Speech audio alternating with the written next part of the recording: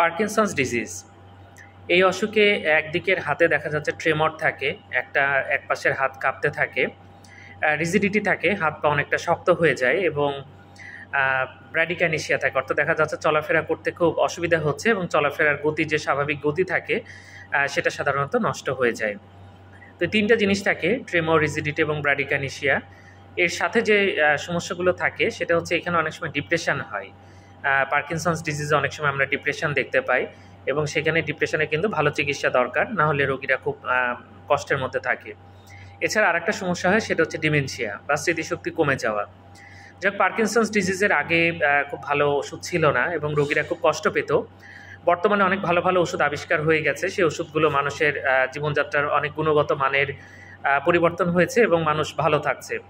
Parkinson's ডিজিজের ওষুধ কিন্তু সারা জীবন খেতে হয়, একটা ডাক্তারের অধীনে থাকা উচিত, ডিপ্রেশনের চিকিৎসা করা উচিত এবং ডিমেনশিয়া যেটা হয় সেটারও চিকিৎসা আছে এবং নিউরোলজিস্ট দেখালে আপনি অবশ্যই এটার অনেকটাই সমাধান পাবেন। ধন্যবাদ সবাইকে।